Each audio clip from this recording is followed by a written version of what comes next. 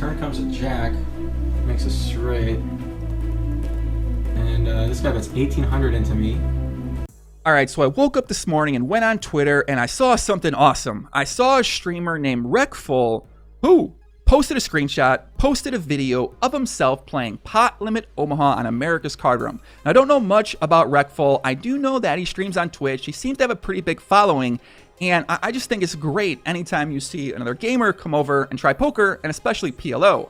So I checked out the screenshot he posted. He crushed it, made a bunch of money. He posted a video as well of him playing a hand, and took a look at the hand, and I would say I was pleasantly surprised because I heard him talking about his hand. I heard him talking about the way he thought, some strategy, talking about what he thought his other opponents had, and made me realize something common that I think a lot of Pot Limit Omaha players out there sort of underrate, which is the power of the flush draw. When you're against a flush draw, we underrate how much that hand actually, equity, how much that hand has against our type of hand we have. So wanted to make a quick video about it and kind of want to talk a little bit more about it. And yeah, let's just get into it. Okay, pretty interesting hand I just had here. Here's a replay. Under the gun raise a 70, call 70, call 70. I re-raise to 350. Call, call. Okay. So I saw some people on Twitter kind of saying some things. You know, whatever. You know how people are, man. Everybody acts like they're fucking perfect. Everybody acts like they make the perfect play all the time.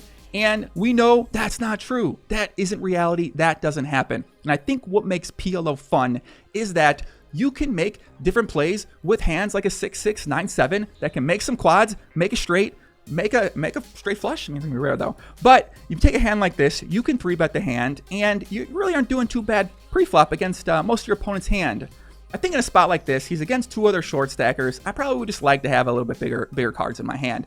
But at the same time, listen, I'm not gonna sit here and say I don't 3-bet a hand. Man, I've made some of the craziest plays, some of the plays you look at it and you say, Joey, what the fuck are you thinking? But I think that's why I play PLO basically, so I can make plays like that, and I'm not just getting punished, sent home. You can make some plays, and you know what? You can still win at the game. So he makes the 3-bet, button calls, small blind calls. Let's get to the flop. Flop comes 9-8-3. So I just have a pair of 9s and an open-ended, and there's a flush draw out there, so that's scary. But you know the pot's so big. He bet 744. This guy only has 384. So I decide to call here, thinking maybe he just has a flush draw. I considered going all in too. Anyway, I call. He calls. But he hesitates for a long time to call, and it was just 400 to call for a chance for him to win about 2,000, because he gets about 400 from each of us. So he obviously didn't have anything good. No. All right, so that comment he just made is the reason I decided I want to make a video like this, was because he's very much aware of what's happening here. He's very much aware that the button tanked down to call 400 to win a pot of, what, 2274. So in that spot and the button's position, you're just always calling. You're really not folding any hands. So he accurately identified his opponent does have a weak hand. And he said, you know, the small blind leads out here. He doesn't even bet full pot.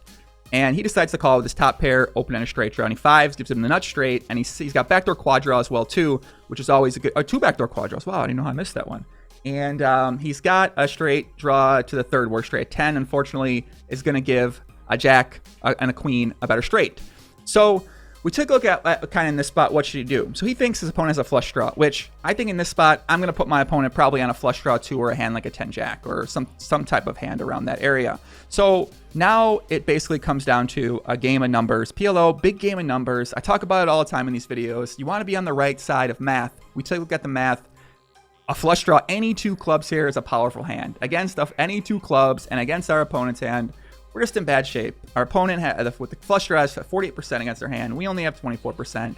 And yeah, it's just going to be a spot where you're probably going to want to fold, especially when you're a little bit deeper. But with that said, you know, I certainly don't always fold here. I'm like, man, fuck this guy. I want to beat this guy. I'm going to make a call. And sometimes you'll see a turn and you can decide on a turn. If a club comes on the turn, you can fold the turn.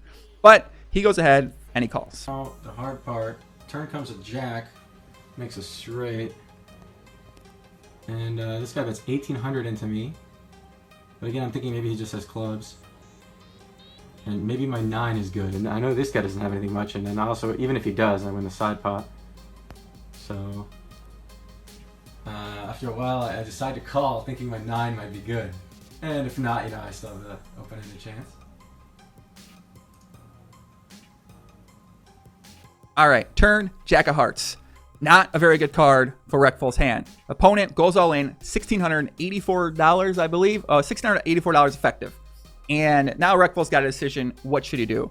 Now, he talks about it in this spot, and he says, I think my opponent could just have a flush draw. And now, you're definitely on the right line of thinking out there if you're sitting here saying, I think I have a flush draw. But in PLO, kind of what you want to do is you want to think about the total range of what your opponent has is. So in this spot, you definitely have a flush draw. But at the same time, you kind of want to consider, well, what if he has a 10 jack? What if he has a 9-10 jack? What if he has kings? What if he has some of these other hands? So, and also against the flush draw, it kind of comes down to, once again, just the numbers. You look at the numbers against any two clubs here and against the button hand, we only have 14%. Just going to be, yeah, it's not a very good situation you want to get into. Obviously, you kind of look at the spot. He said that, again, there is the side pot. So the side pot's going to be, what, about $4,100 here if he calls, and him and the small blind are going to have that side pot. So even again, the side pot against two clubs, we're really not doing, we're not on the right side of the numbers here in this situation. But I definitely understand where he's coming from, man. I really do. And I think it just comes down, people say I say and a lot. You're right. I do say and a lot. I didn't even fucking realize it till right now. I'm going to try to work on that.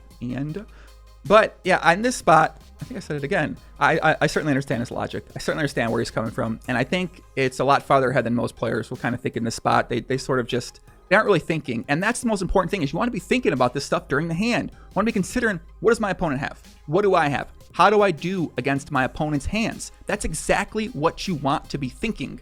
And then the next trick is you figure out, okay, well, what's the range of hands opponents could have in this situation? That's sort of that next step. And then that just takes time, that takes repetition, that takes practice. But here comes a 5. I hit my straight, but it's also the flush card. I'm thinking, I guess I lost. Nobody has clubs. Okay, like we thought, he had nothing. He had a pair of 3s, so our 9 was good, and he had a pair of 8s. Really crazy hand, considering it was $6,000 pot. $6,359. And there's me. Cool. So we get to the river. 5 of clubs. Flush gets there, but he makes the straight. So he loses any clubs, loses to Queen 10, loses to 7-10, and other 2 hands are turned over, and boom, he wins the fucking pot, the $6,000 pot. He takes it down. The small blind going crazy with 7-7-8-5. The button has ace, king, jack 3 double suited. So on the turn, the button makes that 2-pair hand, but on the river, takes it down. Nobody has clubs. And as he said, his read's correct. So he said he thought the button didn't have anything. Exactly right. Opponent really didn't have a strong hand. He had a 3. You should always call that hand. Just an easy call. You got to call that pre-flop on the button spot. But he made a bad read on the small blind. Didn't have clubs, but at the same time, he had 7-7-8-5-7. So if we know our opponent going crazy with a hand like that, you know what? Maybe we got to gamble, man. PLO, you get no gamble, no future. Sometimes you got to put your money in. You got to say a prayer to the EV gods. You got to hope for the best. So there you see the hand. Reckful takes down the $6,400 pot, runs up a bunch of money on ACR, playing PLO. And yeah, man, I love it. I hope I get to see more. I hope you plays more poker. Maybe stream some on Twitch. Maybe not. But yeah, man. Post some more hands. Post some hands. I'll talk about the hands, man. Don't mind giving anybody out there feedback on a hand. You can always get in touch with me. Send a video on Twitter. I'll make a short video for you. But yeah, man, I'm ready to get more PLO content out there. I want as many people to play PLO as I can. Just try it out. And yeah, that's it. I said and again. You're right. That's it. Let's wrap it up. Much love, everybody.